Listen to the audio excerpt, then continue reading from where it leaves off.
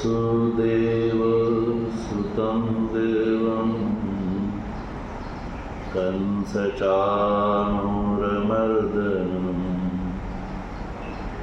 देवकी परमानन्दं कृष्णं वन्दे जगद्गुरुं। मूकं करोति वाचालं पङ्गुं लङ्घयते गिरिं यत्कृपातमहं वन्दे परमानन्दमाधवम्। शङ्करं शङ्कराचार्यं केशवं बादरायणं सूत्रभाष्य कृतौ वन्दे भगवन्तौ पुनः पुनः। ईश्वरो गुरुरात्मेति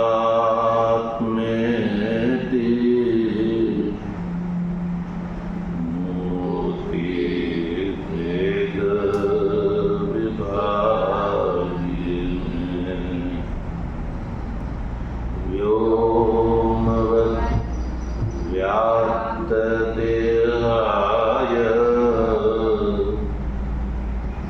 दक्षिणामूर्तये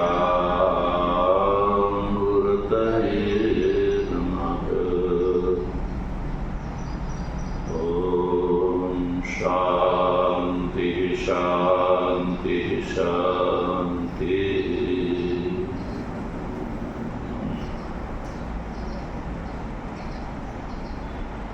तत्वजिज्ञासु सज्जनों, ભગવાનની પરમાનુકંપાથી શ્રીમદ ભગવદ્ ગીતાના સાંખ્યયોગ નામક બીજા અધ્યાયના 46મા શ્લોકનો વિચાર આપણે ગઈકાલે પૂર્ણ રૂપથી કરી ચૂક્યા। આજે આપણે 47 નંબરના શ્લોકનો પ્રારંભ કરીશું।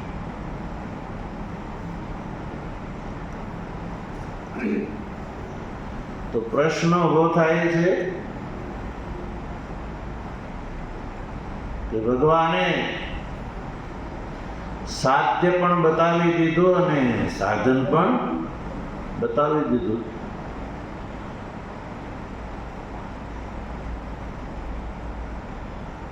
सांख्य योग અને કર્મયોગ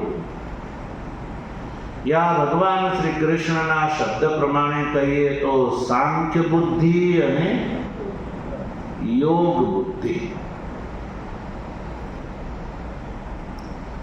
સાંખ્ય બુદ્ધિનું સ્વરૂપ બતાવી દીધું, યોગ બુદ્ધિ પણ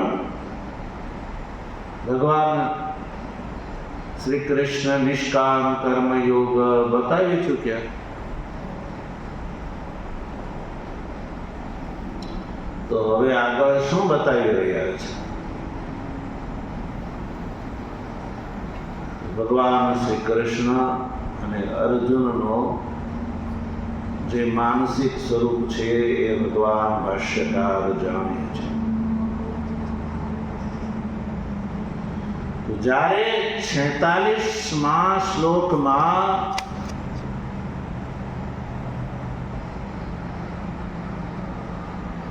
સમગ્ર કર્મોના ફળનો બ્રહ્મ જ્ઞાનના બ્રહ્મના લાભમાં અંતર્ભાવ થઈ જાય છે, એટલે જ્યાં સુધી જ્ઞાન નિષ્ઠાનો અધિકાર પ્રાપ્ત ન થાય એ પહેલા કર્મના અધિકારી એ કૂપ તળાગાદી અર્થ સ્થાનીય હોવા છતાં પણ કર્મ કર્તવ્ય છે એવું કહ્યું. કર્મ ત્યાજ્ય નથી. કર્મથી શું લાભ થાય છે? અધિકારની પ્રાપ્તિ થાય છે. અને અધિકાર પ્રાપ્ત થયા વગર બ્રહ્મનો લાભ મળી શકતો નથી, સાંખ્ય બુદ્ધિનો લાભ મળી શકતો નથી. એટલે હે અર્જુન, તું સમુદ્ર સ્થાનીય બ્રહ્મના લાભ લેવા માટે કૂપ તળાગાદી અર્થ સ્થાનીય હોવા છતાં પણ તારા માટે કર્મ કર્તવ્ય છે.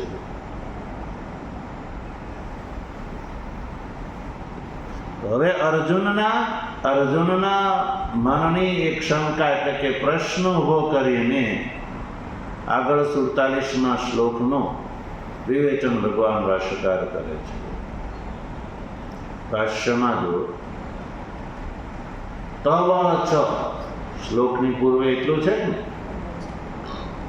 તવ ચ,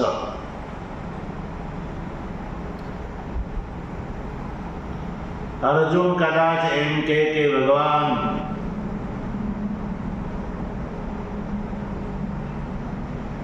યોગ માર્ગ જે છે એટલે કે યોગ બુદ્ધિ જે છે એ તમારા કહેવા પ્રમાણે પરંપરાથી પુરુષાર્થનું સાધન છે. યોગ બુદ્ધિ પરંપરાથી પુરુષાર્થનું સાધન છે. અને આત્મજ્ઞાન એટલે કે સાંખ્ય બુદ્ધિ જે છે એ સાક્ષાત પુરુષાર્થનું સાધન છે. તો પછી આ બે સાધનોની આ જ વાત છે, એક પરંપરાથી અને એક સાક્ષાત. તો પછી ભગવાન જે સાક્ષાત સાધન હોય એ જ મને ઉપદેશ આપો ને. શા માટે જે પરંપરાથી પુરુષાર્થનું સાધન છે તો સાક્ષાતને છોડીને પરંપરાથી જે પુરુષાર્થનું સાધન છે એમાં મને શા માટે જોતરો છો? અર્જુનનો આવો પ્રશ્ન ઉભો થઈ શકે. કોઈ બસ ફરીને જતી હોય એમાં બેસવું સારું કે ડાયરેક્ટ જતી હોય એમાં બેસવું સારું? તો એ વાતમાં તો સમજાઈ જાય કે ભાઈ ડાયરેક્ટ સીધું હોય એ જ લેવાય. તો આત્મજ્ઞાન સાક્ષાત પુરુષાર્થનું સાધન અને કર્મ એ પરંપરાથી પુરુષાર્થનું સાધન છે. આવું ભગવાને સ્પષ્ટ કરી દીધું. તો જેમ આપણને પણ એ વાત થાય કે ભાઈ સાક્ષાત જ લેવાય ને, પછી પરંપરાથી શા માટે જવું? એટલે અર્જુન પણ એ જ કહે છે કે આત્મજ્ઞાનમ તદર્થમ ઉપદેષ્ટવ્યમ. ભગવાન તો મને આત્મજ્ઞાનનો જ ઉપદેશ આપો ને. ભાષ્ય ટીકાકાર અનુભૂતિ સ્વરૂપાચાર્ય શું કહે છે? જો ભાષ્ય ટીકાકાર અનુભૂતિ સ્વરૂપાચાર્ય પણ બહુ સુંદર પ્રશ્ન ઉઠાવ્યો છે. કહે છે નનુ તર્હિ યત સાક્ષાત अपरिमित आत्म सुख प्राप्ति साधनम आत्मज्ञानम तदेव मह्यम उपदेश किम अनेन योगेन परंपरया पुरुषार्थ साधनेन इत्याशंक्याः. એવો પ્રશ્ન થાય કોઈને કે અપરિમિત આત્મ સુખની પ્રાપ્તિનું સાધન આત્મજ્ઞાન જે છે એ સાક્ષાત સાધન છે, એવું હે ભગવાન તમે જ કહો છો, તો તદેવ મહ્યમ ઉપદિશ, તો એનો જ મને ઉપદેશ કરો ને. કિમ આનેન યોગેન પરંપરા પુરુષાર્થ સાધનેન, જે પરંપરાથી પુરુષાર્થનું સાધન છે આ યોગ બુદ્ધિ, એનો ઉપદેશ શા માટે તમે મને કરો છો? તો એના ઉત્તરમાં ભગવાન અર્જુનને કહે છે તવ છ, એટલે તારો તો. પછી શ્લોકમાં જવાનું છે. શ્લોકમાં શું કીધું? કર્મણ્યવાધિકાર. તવ ચ ની સાથે શ્લોકને જોડીને વાક્ય બનાવવાનું છે. તવ છ એટલે તારો તો કર્મમાં અધિકાર છે.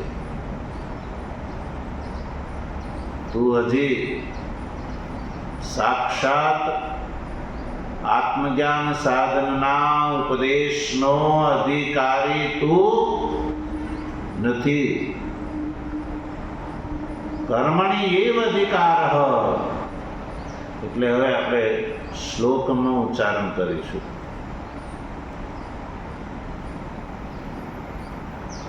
કર્મણ્યેવાધિકારસ્તે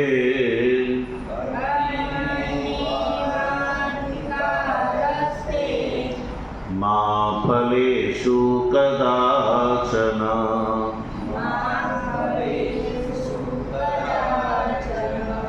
મા કર્મ ફલ હેતુર્ભૂર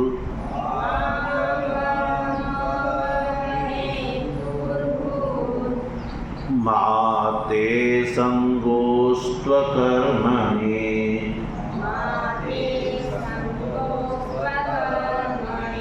કર્મણ્યેવાધિકારસ્તે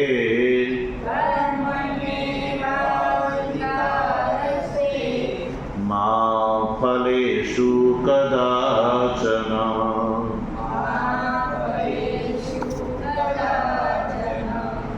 મા કર્મ ફલ હેતુર્ભૂર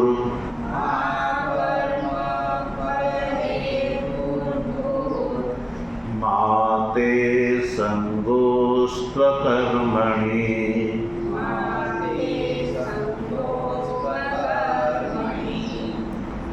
ભગવાન શ્રી કૃષ્ણ આ પ્રશ્નનો સમજો ઉત્તર આપી રહ્યા છે. પ્રશ્ન શું છે? પ્રશ્ન છે કે સાક્ષાત છોડીને પરંપરાનો ઉપદેશ મને શા માટે આપો છો? સાક્ષાત બ્રહ્મ જ્ઞાનનો જ ઉપદેશ મને આપો ને. તો ભગવાને કહ્યું કે તારો તો કર્મમાં અધિકાર છે. જો શ્લોકસ્થ જે ભગવદ ઉક્ત વાત છે એ સમજવા માટે આપણે શ્લોકનો સંધિ વિગ્રહ કરીશું. ઉચ્ચારણ કર્યું, હવે સંધિ વિગ્રહ. તો પૂર્વાર્ધમાં જો સર્વપ્રથમ પ્રથમ ચરણ જોઈએ, કર્મણ્યેવાધિકારસ્તે. એનો સંધિ વિગ્રહ કરીશું તો એમાં 3 પદ છૂટા પડશે. કર્મણી એવ બી છૂટું પાડજો. કર્મણી એવ અધિકાર તે. આ રીતે 4 પદ છૂટા પડશે. પછી બીજા પદમાં તો 3 પદ છૂટા છે. મા ફલેષુ અને કદાચન. પછી ઉત્તરાર્ધમાં જોઈ લો, મા કર્મ ફલ હેતુર્ભૂર. મા કર્મ ફલ હેતુર્ભૂર મા. ત્યાં સુધી મા છે એ અલગ જ છે. પછી કર્મ ફલ હેતુ. કર્મ ફલ હેતુ એ એક પદ છે. કર્મ ફલ હેતુ યા કર્મ ફલ હેતુર્ભૂ. ત્યાં સુધી રહ્યું. કર્મફલ હેતુર્ભુઃ, જે મા ઉપર જે રેપ છે ને એનો વિસર્ગ બનાવી લ્યો તો મા કર્મફલ હેતુર્ભુઃ, પછી પાછો મા શબ્દ અલગ પડશે, પછી તે અલગ જ છે. સંગોસ્ત્વ કર્મણી, એમાં 3 પદ છૂટા પડો. સંગઃ અસ્તુ અકર્મણી, એવા 3 પદ. સંગઃ અસ્તુ અને અકર્મણી. સંગઃ અસ્તુ અકર્મણી. આ રીતે આના સંધિ વિગ્રહ થયા. હવે આપણે એને વાક્યના રૂપમાં સમજીશું.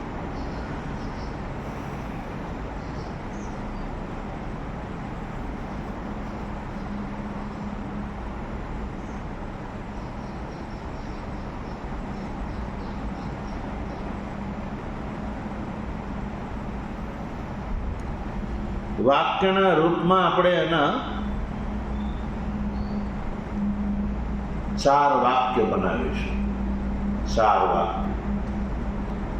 સૌથી પહેલું વાક્ય છે તે કર્મણિ એવ અધિકારઃ. આવું જે છે એ પહેલું વાક્ય બનશે.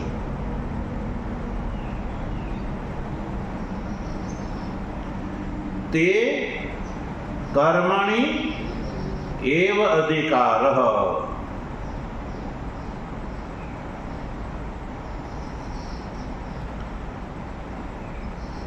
કદાચન ફલેષુ મા અધિકારઃ.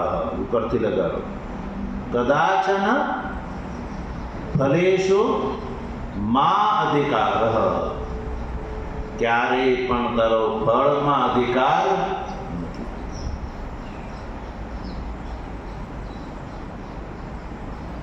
પછી ત્રીજું વાક્ય બનશે કર્મ ફલ હેતુર્ભૂર મા. એ ત્રીજું વાક્ય બનશે. પછી ચોથું વાક્ય બનશે તે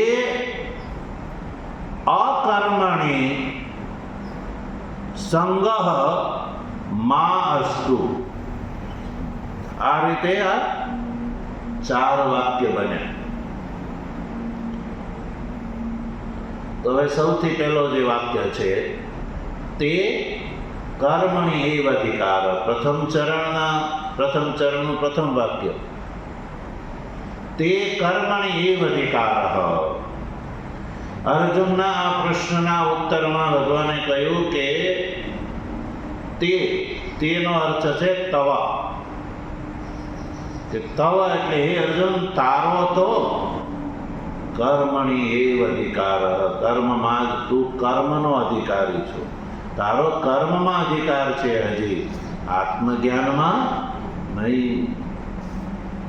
એટલે તો યોગ બુદ્ધિનો અધિકારી છો, સાંખ્ય બુદ્ધિનો હજી યોગ અધિકારી નથી.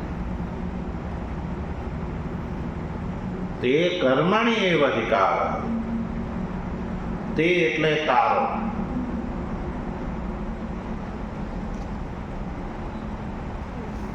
તે કર્મણિ એવ અધિકાર.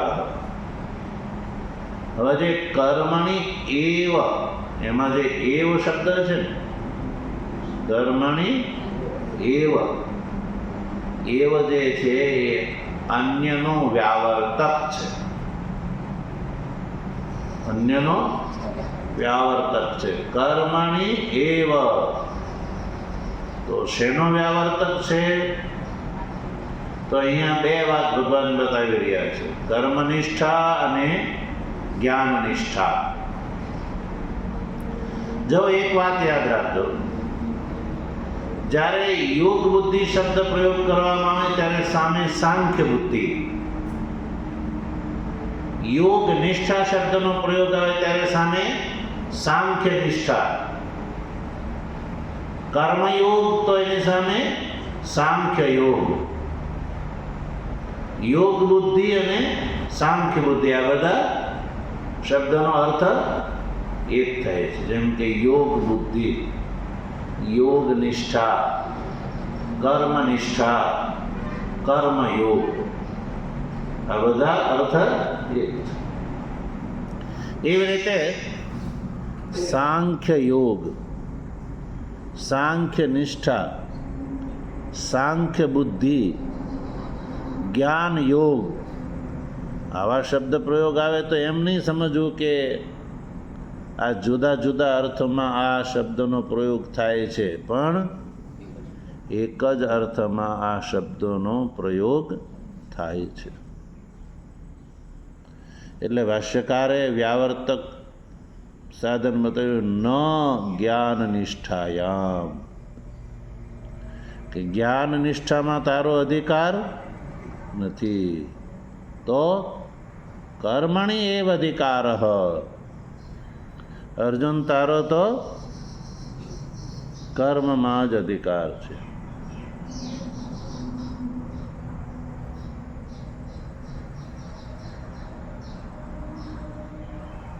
ન જ્ઞાન નિષ્ઠાય,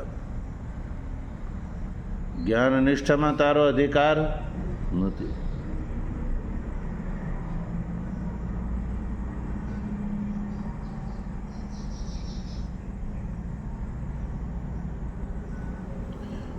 તો પછી અર્જુન એમ કે ભગવાન, જો મારો કર્મમાં જ અધિકાર હોય અને મારે કર્મનું જ અનુષ્ઠાન કરવાનું હોય તો તત્ફલાભિલાષી શું અપી શ્યામ, ફલ અભિલાષું અપી શ્યામ, તો પછી ફળમાં પણ મારો અધિકાર કહેવાય જ ને, ફળમાં પણ મારો અધિકાર થઈ જ જાય ને. તમે કહો કે કર્મમાં જ અધિકાર તો ફળમાં નહીં? જો મારે કર્મ જ કરવાનો હોય તો પછી ફળ શા માટે છોડું? તો ભગવાન કહે છે, મા ફલીશું કદાચન. એનો ઉત્તર છે કદાચન, એટલે ક્યારેય પણ. કદાચન શબ્દનો અર્થ છે કસ્યાંશ્ચિત અપી અવસ્થાયામ, કોઈ પણ અવસ્થામાં, કોઈ પણ અવસ્થામાં તારો હે અર્જુન ફળમાં અધિકાર નથી, કેવલ કર્મમાં જ તારો અધિકાર છે.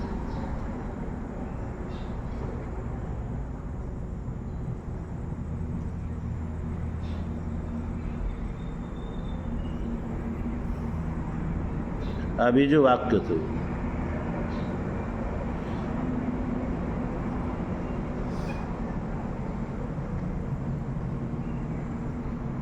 અને એની સાથે સાથે ભગવાન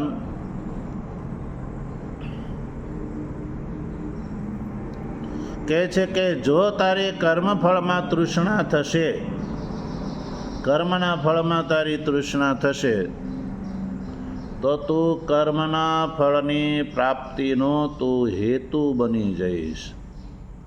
કર્મફળની પ્રાપ્તિનો તું હેતુ બની જઈશ. ક્યારે?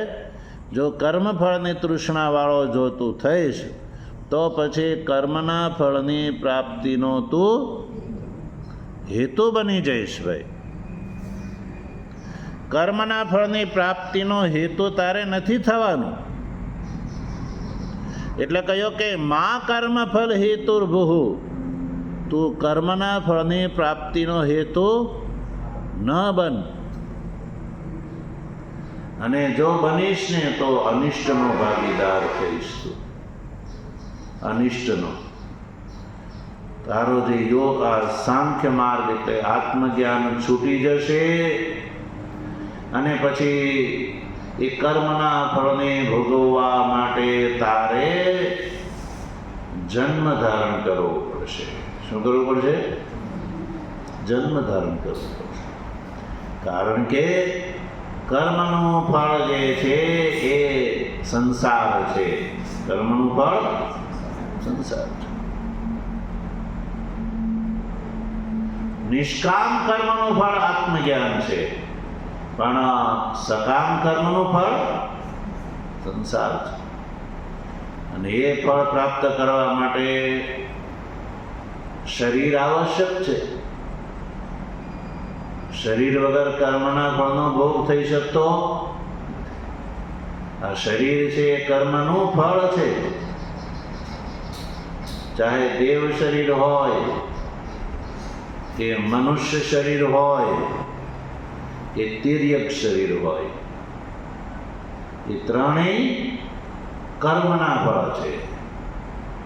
કારણ કે કર્મ ત્રણ પ્રકારના છે: ઈષ્ટ કર્મ, અનિષ્ટ કર્મ અને મિશ્ર કર્મ. દેવ શરીર ઈષ્ટ કર્મનું ફળ, મનુષ્ય શરીર મિશ્ર કર્મનું ફળ અને તિર્યક શરીર છે એ અનિષ્ટ કર્મનું ફળ છે. એટલે જો તું કર્મના ફળનો હેતુ બનીશ તો તારે કર્મના ફળ ભોગવવા માટે દેહ ધારણ કરવો પડશે. એટલે કર્મ ફળનો હેતુ તું ન થાય. તો અર્જુન કદાચ એમ કે ભગવાન કર્મના ફળનો હેતુ થવામાં અનિષ્ટ રહેલું છે. કર્મના ફળનો હેતુ થવામાં જો અનિષ્ટ રહેલું હોય અને આ બાજુ ફળની ઈચ્છા કરવાની જ ન હોય તો પછી કર્મ શા માટે કરવા? એ પ્રશ્ન આવીને પાછો ઊભો રહે. એટલે ભગવાને કહ્યું કે હે અર્જુન, અકર્મણી તે સંગઃ મા અસ્તુ. અકર્મની અંદર તારો સંગ ન થાય એટલા માટે કર્મ કરવાના છે. જો તું કર્મ નહીં કરે તો તારો અકર્મમાં સંગ થશે, અને અકર્મની અંદર સંગ થતા તો કર્મ નહીં કર તો ચિત્ત શુદ્ધિ નહીં થાય. ચિત્ત શુદ્ધિ નહીં થાય તો તું આત્મજ્ઞાનનો અધિકારી નહીં થાય. એટલે અકર્મની અંદર સંગ તો કોઈ પણ અવસ્થામાં સંગ થવો ન જોઈએ. કારણ કે તું કર્મ નહીં કર, અકર્મની અંદર સંગ વાળો થઈશ તો તું ન કેવલ આત્મજ્ઞાનથી વંચિત રહીશ. કારણ કે ચિત્ત શુદ્ધિ વગર આત્મજ્ઞાન સંભવ નથી. એટલે આત્મજ્ઞાનનો જ ભાગીદાર નહીં થાય એટલો જ નહીં, પણ જો તારો અકર્મની અંદર સંગ થશે તો કર્મના ફળથી પણ તું વંચિત રહી જઈશ. બે બાજુથી તું ભ્રષ્ટ થઈ જઈશ. ઇતઃ ભ્રષ્ટ તતઃ ભ્રષ્ટ. એટલે હે અર્જુન, આ જે કર્મનો માર્ગ છે એ ઉભય પક્ષી છે. સકામ ભાવથી કરવામાં આવે તો સંસારનું ફળ, નિષ્કામ ભાવથી કરવામાં આવે તો જ્ઞાનના અધિકારના માધ્યમથી આ ચિત્ત શુદ્ધિના માધ્યમથી આત્મજ્ઞાનની પ્રાપ્તિમાં કારણ બનીને મોક્ષનું સાધન છે. એટલે કર્માનુષ્ઠાન ત્યાજ્ય નથી, પણ માત્ર ફળ બુદ્ધિ ત્યાજ્ય છે. એનાથી લાભ શું થશે? અર્જુનનો વ્યવહાર ચાલશે અને ચિત્તશુદ્ધિના માધ્યમથી અર્જુન તું તત્વજ્ઞાનનો ભાગીદાર પણ થઈશ. અને જો ફળ બુદ્ધિની ફલાશક્તિથી જો તું કર્માનુષ્ઠાન કરીશ ને તો તું આત્મજ્ઞાનનો ભાગીદાર નહીં થઈ શકે. કેમ? કારણ કે વૈરાગ્ય વગર આત્મજ્ઞાન થઈ શકતું ને વૈરાગ્ય ચિત્ત શુદ્ધિ થાય છે ત્યારે જ થાય છે.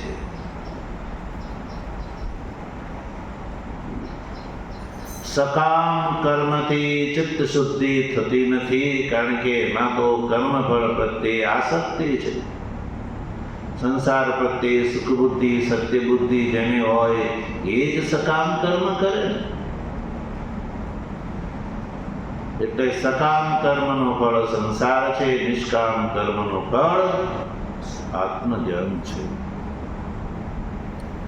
એટલે હે અર્જુન, તારો કેવલ કર્મમાં અધિકાર છે, ફળમાં નહીં. કર્મફળના હેતુ તારે બનવાનું નથી અને અકર્મની અંદર પણ તારે પ્રીતિ કરવાની નથી. યદ્યપિ એક વાત એ નક્કી છે, અકર્મી કોઈ રહી નથી શકતો. અકર્મી કોઈ રહી નથી શકતો. કર્મ કર્યા વગર કોઈ પણ દેહી રહી શકતો નથી. નહીં કશ્ચિત ક્ષણમપી જાતો તિષ્ઠતિ અકર્મ કૃત. આવું ભગવાન તૃતીય અધ્યાયમાં કહેશે. તો પછી કર્મ કર્યા વગર તો કોઈ રહી શકતો નથી. અને અર્જુન, જે પારંપરિક જે અધિકાર છે ક્ષત્રિય હોવાના નાતે યુદ્ધરૂપી કર્મ અર્જુન નહીં કરતો, જો તું નહીં કર તો સ્વાભાવિક કર્મ થયા કરશે. કર્મ તો થવાના. કર્મ કર્યા વગર કોઈ રહી શકતો. હવે તો યુદ્ધરૂપી કર્મ નહીં કર, સ્વધર્મનો અનુષ્ઠાન નહીં કર, તો સ્વાભાવિક કર્માનુષ્ઠાન તો ચાલુ રહેશે ને સ્વાભાવિક કર્મનું ફળ અધોગતિ. સ્વાભાવિક કર્મનું ફળ શું છે? અધોગતિ છે. એટલે અકર્મમાં પ્રીતિથી અભિપ્રાય છે સ્વાભાવિક કર્મ થયા કરશે, તો યુદ્ધ નહીં કર. એટલે તને લોકાંતરનું ફળ નહીં મળે. અને નિષ્કામ ભાવથી યુદ્ધ નહીં કર તો આત્મજ્ઞાન પણ પ્રાપ્ત નહીં થાય. તો સ્વાભાવિક કર્મના ફળ સ્વરૂપે તારી અધોગતિ થશે. કર્મ તો ચાલુ જ રહેવાનું. કર્મ કર્યા વગર રહી શકતો. એટલે કર્મ બિલકુલ નહીં કરવાથી તો સ્વાભાવિક કર્મ, વૈદિક કર્મનો અનુષ્ઠાનનો તું ત્યાગ કરી દેશ કે ભાઈ તારે ફળ નથી લેવું, એટલે તો સ્વાભાવિક કર્મના કારણે અધોગતિ. કર્મ ફળની ઈચ્છાથી કરીશ તો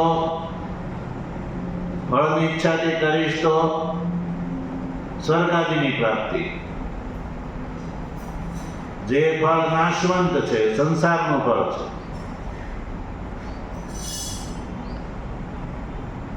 એટલે અર્જુન, તારે ફળની ઈચ્છાથી કરીશ તો સંસારનો ભાગીદાર થઈશ.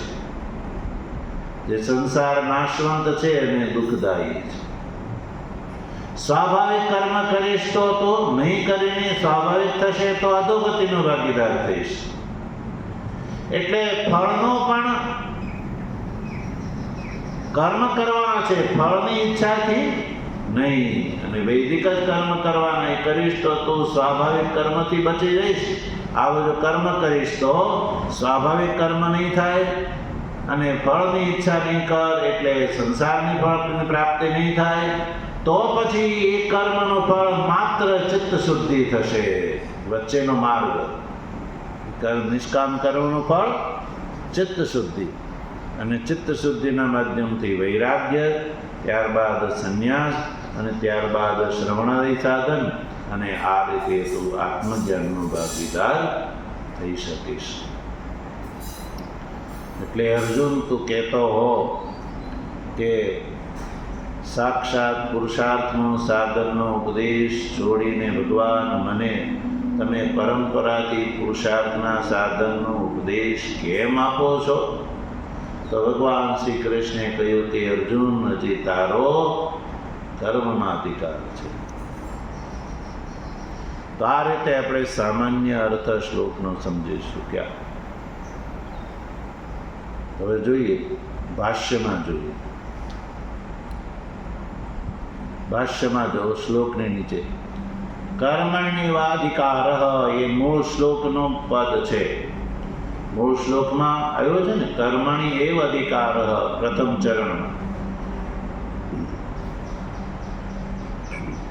તો ભગવાન ભાષ્યકાર શ્લોકસ્થ જે પ્રથમ ચરણ છે ને, એને ભાષ્યમાં ઉતારે છે. કર્મણિ એવ અધિકાર. તો બે પદ છે, કર્મણિ એવ અધિકાર, કર્મમાં જ તારો અધિકાર છે. તો જો આ પદનો ભાષ્યકારે કોઈ ભાષ્ય ન કર્યું, કર્મણિ એવ અધિકાર, એ ત્રણેય સમજાઈ જાય એવા છે, એટલે એ પદનું ભાષ્ય ન કર્યું, શ્લોકસ્થ પદથી જ કહી દીધું કે અર્જુન, તારો કર્મની અંદર જ અધિકાર છે. ન જ્ઞાન નિષ્ઠાયામ, વ્યાવર્તે બતાવ્યું. અર્જુન એમ કે ભગવાન, મારું મન તો કર્મ પ્રત્યે આકર્ષાય છે. ભાષ્ય ટીકાકાર શંકા ઉઠાવે, તસ્મૈ હિ સ્પૃહયતિ મનોમદીયમ. ભગવાન, મારું મન તો કર્મ પ્રત્યે આસક્ત થાય છે. તો ભગવાન કહે છે કે તવ, તે શબ્દનો અર્થ છે તવ, તે તવ તવ કર્મણિ એવ અધિકાર, ન જ્ઞાન નિષ્ઠાયામ.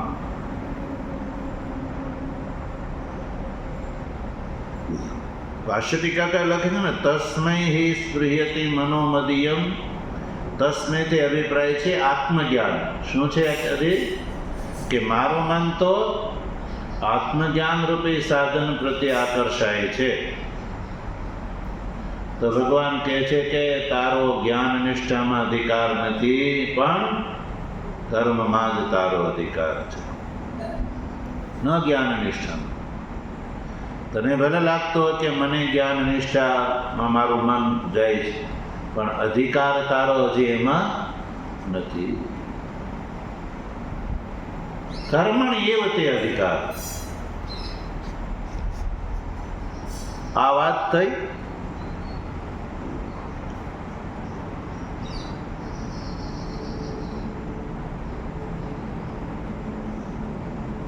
તે શબ્દ છે એ મૂળ શ્લોકનો છે. તે શબ્દનો અર્થ કર્યો તવ.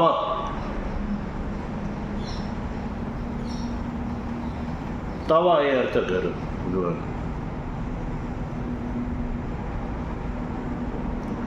તો પછી ભગવાન, હું કર્મ કરીશ, તમારા કયા પ્રમાણે હું કર્મનો અધિકારી હોઉં, તો હું કર્મ કરીશ, તો પછી ફળની અભિલાષા તો ઉત્પન્ન તો થશે જ. તો ભગવાને કહ્યું, મા ફલેષુ કદાચન, ફળની અંદર તારો અધિકાર નથી.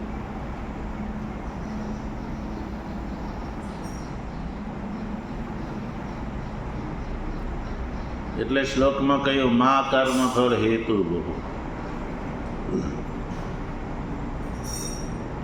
પહેલા કહેલો જે અર્થ છે એનું જ પ્રપંચ કર્યો, મા કર્મ ફલ હેતુ બહુ.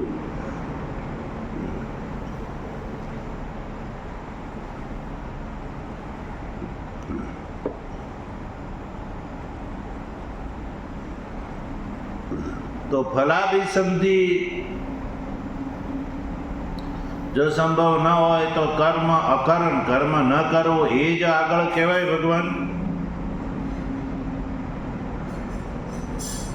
તો ચોથું ચરણ છે મા તે સંગોસ્તુ અકર્મણી. બરાબર, આ રીતે કેવલ શ્લોકના અર્થ કરે. હવે આપણે ભાષ્યમાં જોઈએ ભગવાને કહ્યું કે પ્રથમ ચરણના ભાષ્યમાં કહ્યું તે કર્મણી એવ અધિકાર ન જ્ઞાન નિષ્ઠાયામ, તે કર્મણી એવ અધિકાર.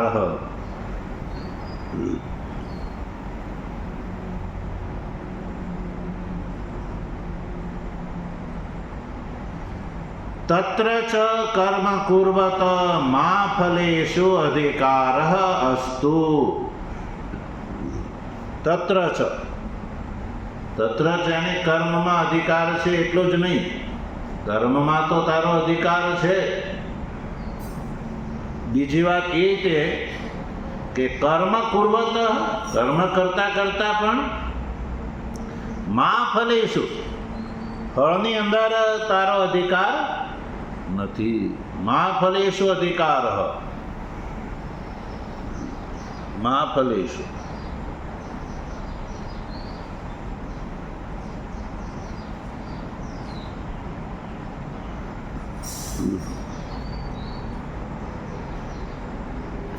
અર્જુન કહે કે ફળ પ્રત્યે પણ મન તો આકર્ષિત થવાનું, તો કહ્યું કે ફળની અંદર તારો અધિકાર નથી.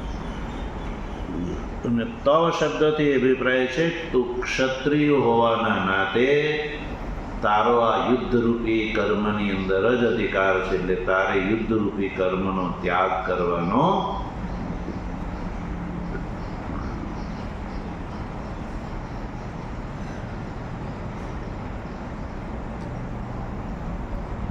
કારણ કે તું હજી વિવેક અને વૈરાગ્યથી રહિત છો, એટલા માટે. અર્જુન એમ કહે કેમ ભગવાન મારો કર્મમાં જ અધિકાર, કેમ હું જ્ઞાન નિષ્ઠાનો અધિકારી નહીં? તેનું કારણ છે તું વિવેક અને વૈરાગ્યથી રહિત છો, એટલા માટે. જે વિવેક અને વૈરાગ્યવાન હોય ને એને જ માટે કર્મનો સંન્યાસ કયો છે. જેની અંદર હજી વિવેક અને વૈરાગ્ય નથી, સંસાર પ્રત્યે આસક્તિ છે, એવાનો તો કર્મમાં જ અધિકાર છે. એટલે વિવેક અને વૈરાગ્યથી રહિત હોવાથી તારે કર્માનુષ્ઠાન જ કરવાનું છે. અને કર્માનુષ્ઠાન ક્યાં સુધી? વિવેક અને વૈરાગ્ય પ્રાપ્ત થાય ત્યાં સુધી.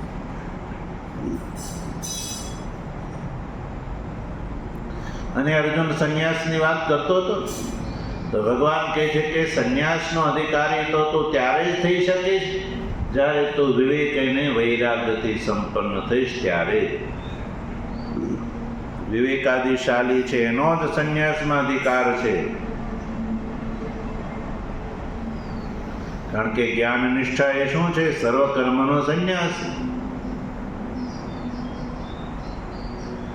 જ્ઞાન નિષ્ઠા સંન્યાસ પૂર્વિકા છે.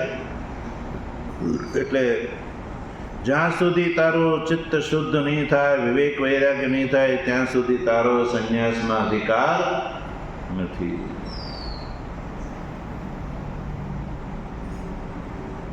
એટલે કહ્યું કે મા ફલેષુ અધિકાર અસ્તુ. ફલેષુ અધિકાર મા અસ્તુ. ફળની અંદર એટલે તારો અધિકાર નથી. એટલે કે કર્મફળ તૃષ્ણા મા ભૂત કદાચન તસ્યાં ચેદપી અવસ્થાયા. કર્મફળની તૃષ્ણા વાળો તું ન થા. ભગવાન કહે છે કે કર્મફળની તૃષ્ણા વાળો તું ન થા. કર્મફળ તૃષ્ણા.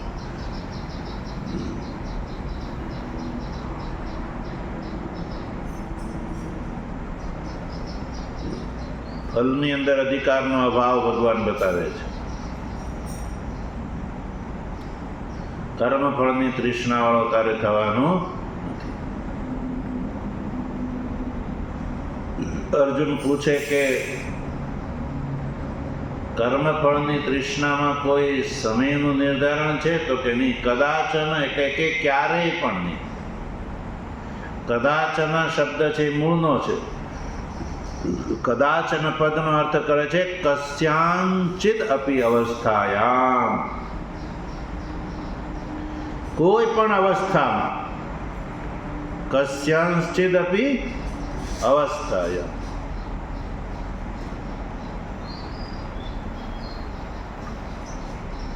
એટલે 3 અવસ્થા હોય છે મનુષ્યની: જાગ્રત અવસ્થા, સ્વપ્ન અવસ્થા અને સુષુપ્તિ અવસ્થા. ભાષ્ય ટીકાકાર ભાષ્યાર્ક પ્રકાશકાર લખે છે કસ્યાંચિદપી ઇતિ સ્વપ્નાદિ અવસ્થાસુ અપી. જાગ્રત અવસ્થામાં નહીં, સ્વપ્નાદિ અવસ્થામાં પણ તારો કર્મમાં ફળમાં અધિકાર નથી. ફળની તૃષ્ણા વાળો તું નથી. નહીં તો ઘણી વાર એવું થાય, ચલો જાગ્રત અવસ્થામાં એવા પ્રતિબંધો આવે તો પછી એનું સપનું આવે. જાગ્રત અવસ્થામાં કોઈ વ્યક્તિને ઘેરીને રાખવામાં આવે અને એની ઈચ્છાથી અટકાવવામાં આવે તો જાગ્રત અવસ્થામાં એ ભાવ પૂરો ન થાય તો સ્વપ્ન અવસ્થામાં સપનામાં એ વસ્તુ આવે. બરાબર? એટલે કસ્યાંચિત અપી અવસ્થાયામનો અર્થ છે સ્વપ્નાદિ અવસ્થામાં પણ નહીં, કર્મફળની તૃષ્ણા વાળો તારે થવાનું નથી. એ અભિપ્રાય છે. કોઈ પણ અવસ્થા.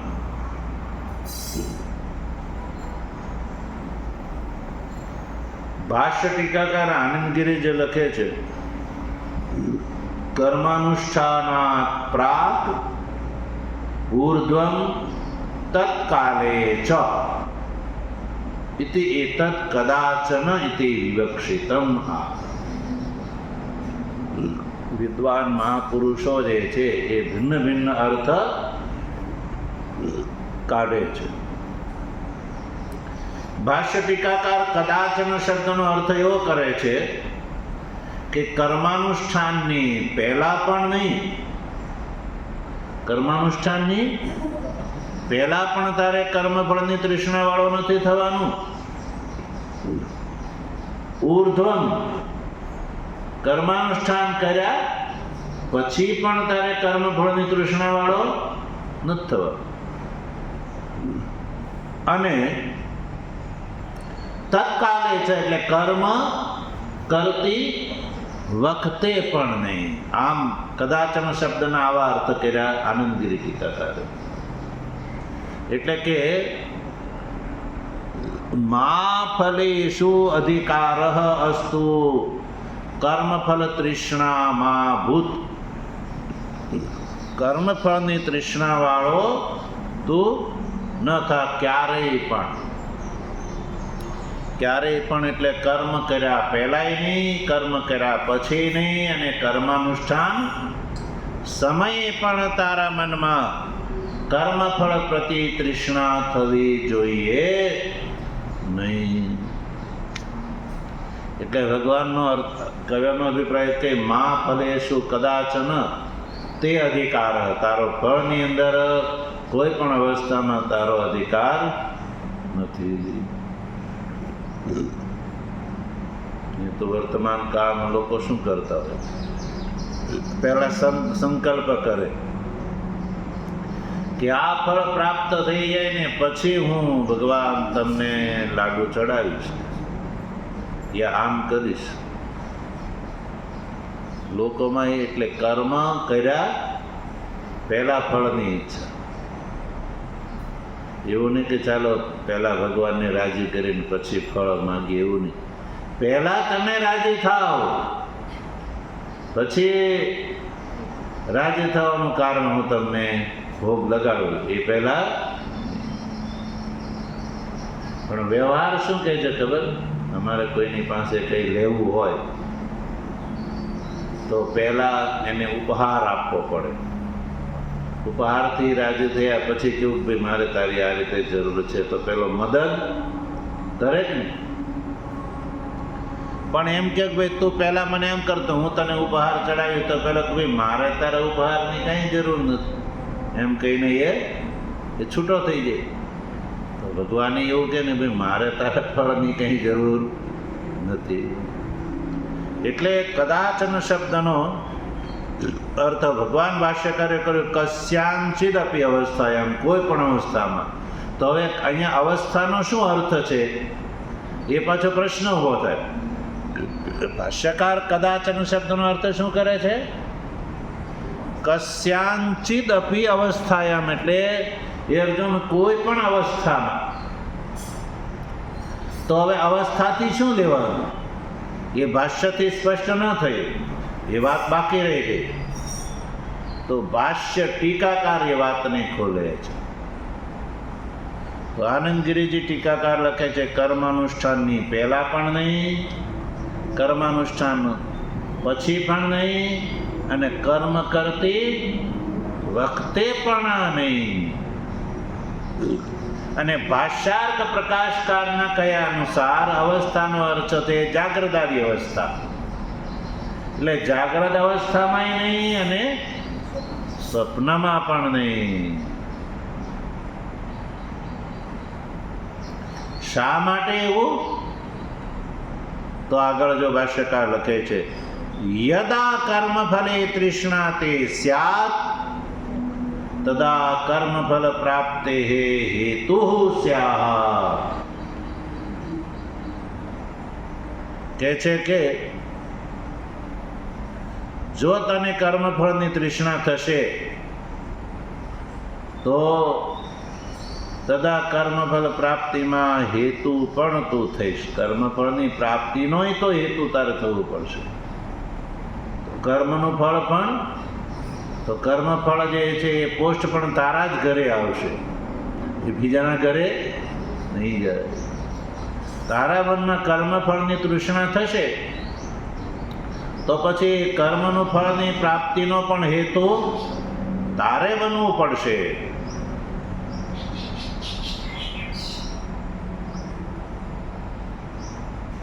તો આ રીતે સજ્જનો આ જે શ્લોકનો જે અંશ છે કર્મણ્યવાધિકારસ્તે મા ફલેષુ કદાચન, આ પૂર્વાર્ધનું ભાષ્ય આપણે સમજી ચૂક્યા. ઉત્તરાર્ધની વાત છે, ભગવાનની કૃપા છે તો આગળ એનો વિચાર કરીશું. ઓમ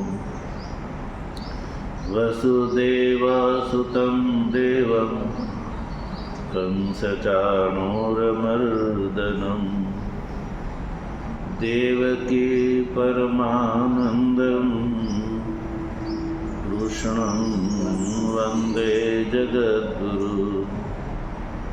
મૂકં કરોતિ વાચાલં પંગું લંઘયતે ગિરિ. યત્કૃપાતમહં વંદે પરમાનંદમાધવં. શંકરં શંકરાચાર્યં કેશવં બાદરાયણં. સૂત્રભાષ્યકૃતૌ વંદે ભગવन्तौ પુનઃ પુનઃ. ઈશ્વરો ગુરુરાત્મેતિ મૂર્તિભેદ વિભાગિને વ્યોમવદ્વ્યાપ્તદેહાય દક્ષિણામૂર્તયે નમઃ. ઓમ શાંતિ શાંતિ.